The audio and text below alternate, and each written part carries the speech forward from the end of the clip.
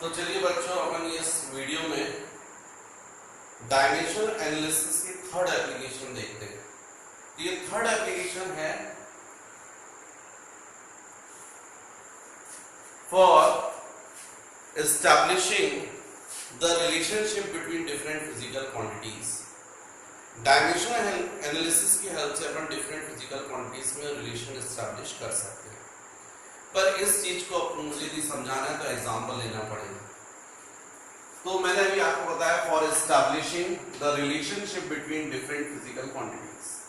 तो मान लीजिए सपोज क्वेश्चन आपको दिया है, if the centripetal force Fc is depends on mass of a body, velocity of a body and radius of a circular path, then derive the relation for centripetal force।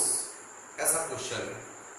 जब कोई body circular path पर revolve करती है तो actually में उस पर एक फोर्स लगता है टुवर्ड्स द सेंटर, उसको बोलते हैं सेंट्रीपिटल फोर्स। ऐसा आप पूरा डिटेल में समझेंगे सर्कुलर मोशन में।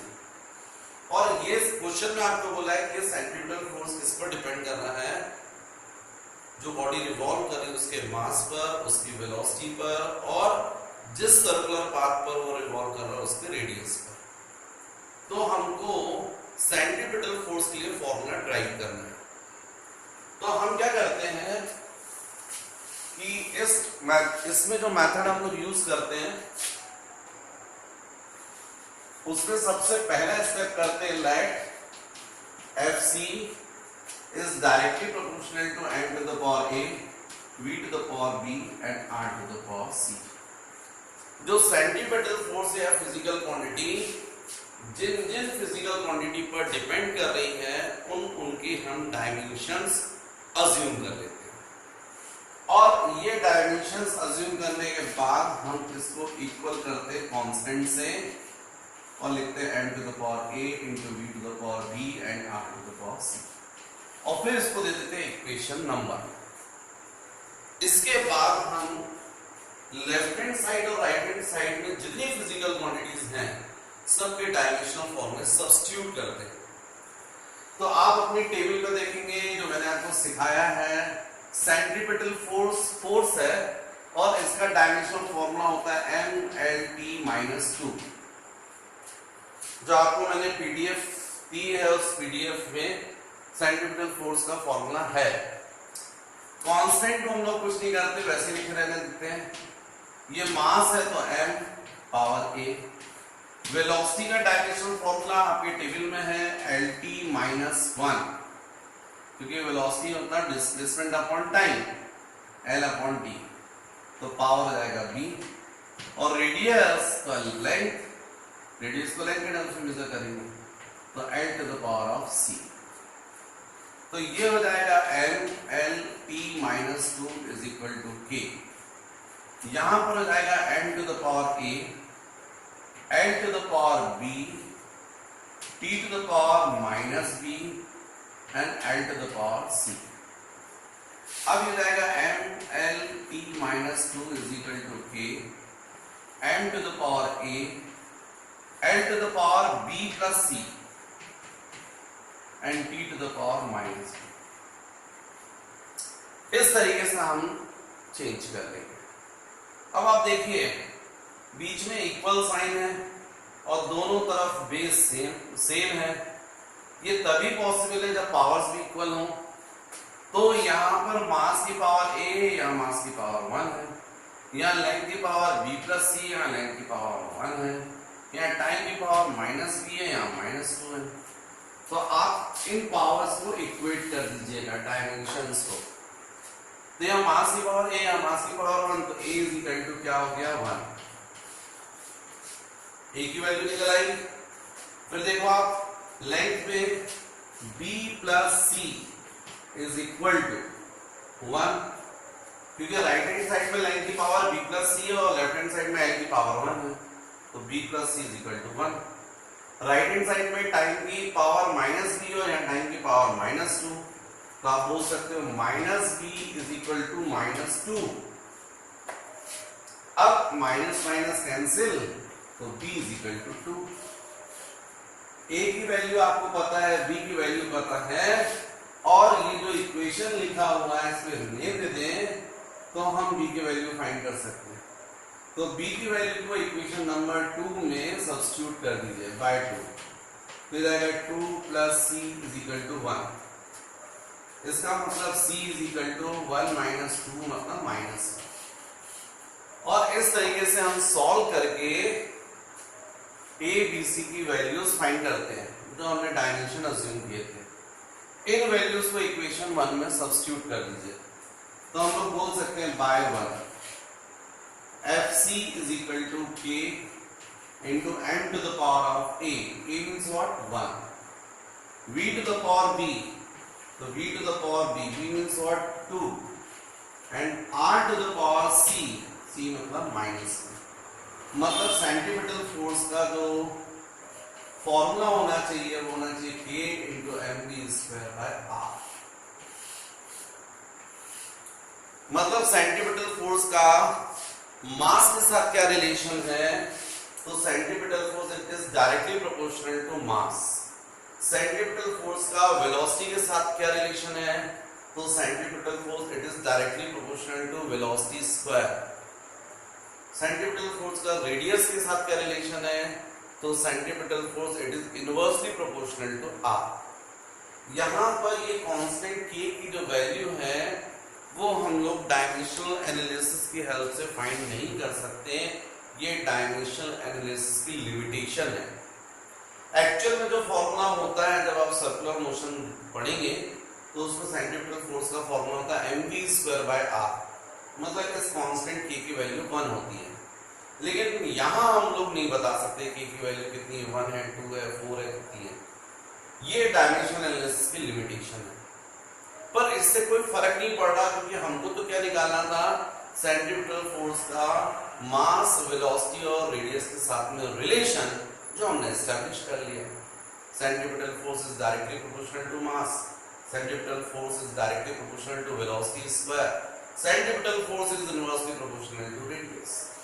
तो इस तरीके से हम लोग जो है वो किसी भी फिजिकल क्वांटिटी के डिफरेंट फिजिकल क्वांटिटीज के साथ में रिलेशन एस्टैब्लिश कर सकते हैं। बाकी और भी आप समझेंगे अपन जो क्वेश्चंस करेंगे उनके बेसिस पर। नेक्स्ट इसका फोर्थ यूज है for checking the correctness of the results. Dimensional analysis की हेल्प से अपन किसी भी रिलेशन की करेक्टनेस को चेक कर सकते हैं। तो क्यों ना अपन इसी रिलेशन को अपन चेक करें। तो देखो क्या है, fourth application for checking the correctness of the results. तो इसको भी मुझे क्वेश्चंस की हेल्प से ही समझाना पड़ेगा। तो हमको क्वेश्चन ऐसे आते हैं, check the correctness of the following results with the help of dimensional analysis. For example मान लीजिए आपको फर्स्ट दिया हुआ है करेक्टनेस चेक करने के लिए v is equal to u plus 80। Second आपको बोला s is equal to ut plus half 80 square. और थर्ड मान लीजिए ये बोला हुआ है f is equal to mv square by r, where the symbol have usual meaning. मतलब सिंबल की मीनिंग आपको पता है। तो करेक्टनेस कैसे चेक करेंगे, तो जैसे फर्स्ट है v is equal to u plus 80, इसकी करेक्टनेस चेक करनी है। अब आप लोग को 9th 10th में आपने पढ़ा हुआ है what is u initial velocity, what is v final velocity, what is acceleration and t time. तो करेक्टनेस चेक करने के लिए सबसे पहले हमको लेफ्ट हैंड साइड का डायमेंशन फॉर्मूला लिखना चाहिए।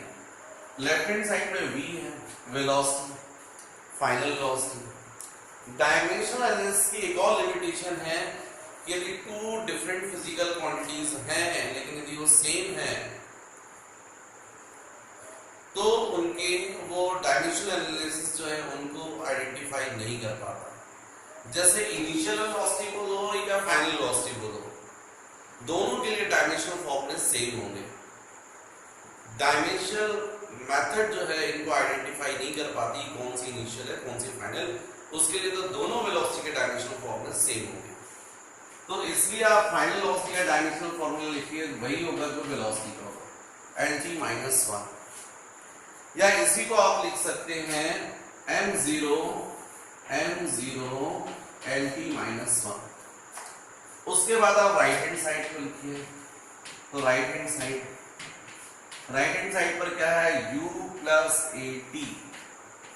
अब u मतलब इनिशियल वेलोसिटी, और इनिशियल वेलोसिटी का डायमेंशनल फॉर्मूला क्या होता है आपकी टेबल में, lt-1। एक्सेलरेशन का क्या होता है, lt-2। और टाइम का क्या होता है, t। तो इसका मतलब ये हो जाएगा lt-1 प्लस lt-1, या इसी को आप लिख सकते हैं 2 इंटू lt-1। यदि हम इसका डायमेंशनल फॉर्मूला लिखेंगे राइट हैंड साइड का, तो डायमेंशनल फॉर्मूले तो फंडामेंटल क्वांटिटीज पर पावर लगाकर शो करते हैं, ये कांस्टेंट का कोई मीनिंग नहीं होता, तो इसको आप निगलेक्ट कर दीजिए। तो राइट हैंड साइड जो है उसका डायमेंशनल फॉर्मूला आएगा n to the power 0 l to the power 1 t to the power -1। और यही किसका था, लेफ्ट हैंड साइड का। तो चूंकि LHS is equal to RHS है, इसका मतलब जो फर्स्ट रिलेशन है वो करेक्ट है। ऐसे ही आप सेकंड को भी चेक कर सकते हैं। तो सेकंड के लिए LHS लिया हमने, तो वो हो गया s मतलब डिस्टेंस, तो हो जाएगा m0 l t to the power 0 dimensional formula, क्योंकि आपको मालूम है s डिस्टेंस है, डिस्टेंस को लेंथ के टर्म्स में मेजर करेंगे।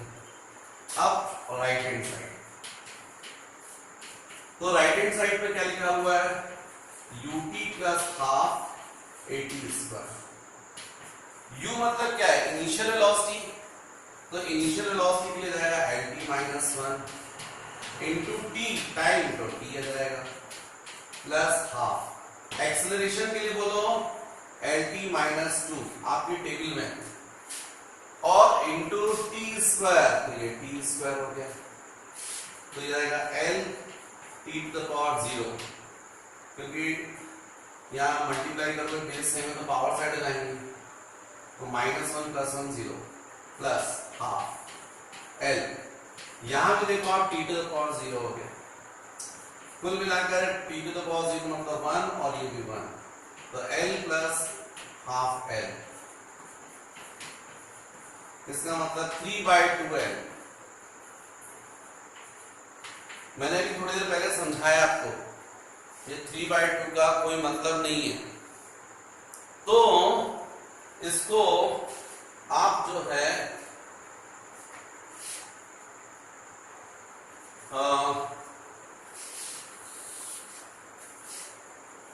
यहां पर बोल सकते हैं LHS is equal to RHS, 3/2 को इग्नोर करो तो L आएगा, यहाँ भी L है, तो left hand side is equal to right hand side.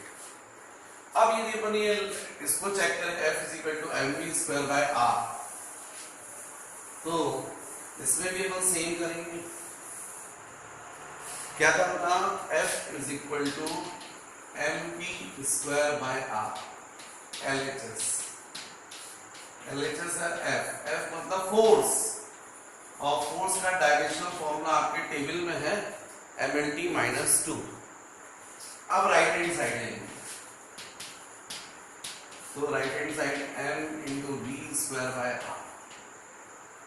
m मतलब mass, m velocity lt-1 square, r radius को लेंथ में मेजर करेंगे। भाई वेलोसिटी का डायमेंशनल फॉर्मूला lt-1 होता है, तो सब्स्टिट्यूट कर दिया, जाएगा m l square t-2 upon l cancel, कुल मिलाकर आ गया m l t-2। प्रूफ हो गया left hand side is equal to right hand side.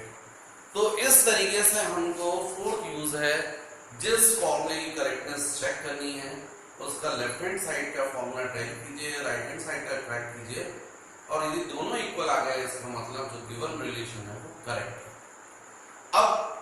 एक ही तरीका और हो सकता है कि जो क्वेश्चंस हैं वो आप कीजिए, उससे आपको और क्लियर होगा।